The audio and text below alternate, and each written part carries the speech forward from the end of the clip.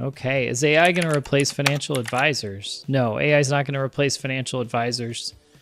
Probably replace some of the analytical, rote, and mundane parts of being a financial advisor. It'll probably allow easier access to become a financial advisor and allow established financial advisors to scale a bit more, both down the food chain as far as size of client, as well as more clients at their current size. I think AI provides tools to make it a little easier on everybody, but I don't actually think it replaces the human value aspect of counseling, trust, conversations, generational wealth, and more complicated issues that we see in wealth management.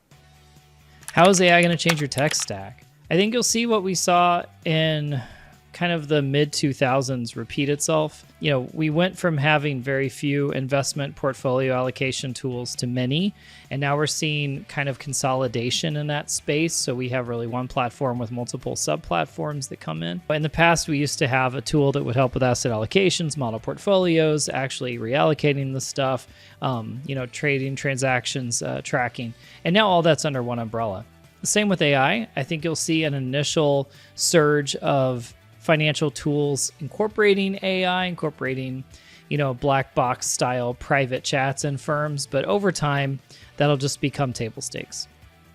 So I think what we call AI, we probably would have used the word algorithm maybe like 3 or 4 years ago. I think somewhat of AI is a misnomer and a sexy term we like to use. There's things we're calling AI today that perhaps were, machine learning fintech tools that have just gotten better over time and kind of appear a little magical as we go through.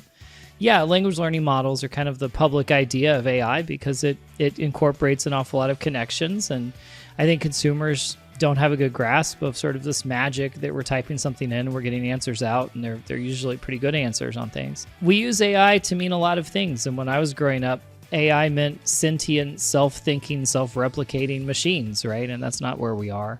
Keep in mind when we talk about AI, just kind of keep a common lens of what tech tool are we looking at.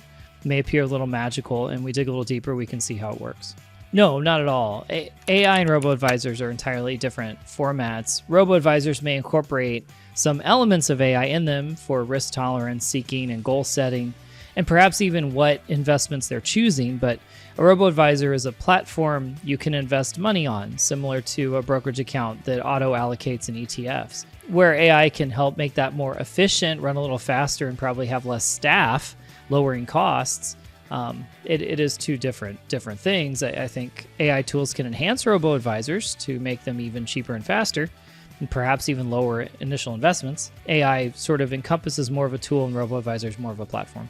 Should I create marketing collateral with AI? I think today, specifically, AI-generated graphics still have a certain look about them that is a telltale.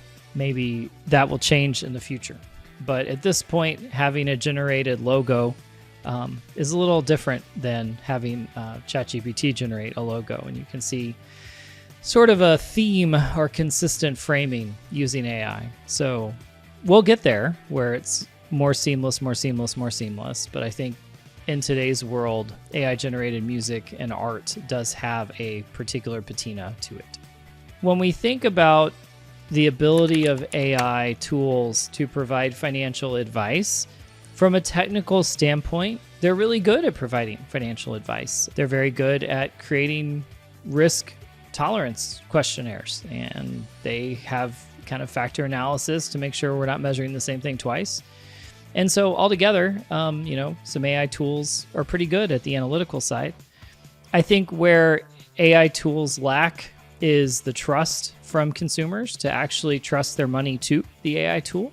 And I also think being able to synthesize technical into real world advice, at this point, we really prefer people to do that.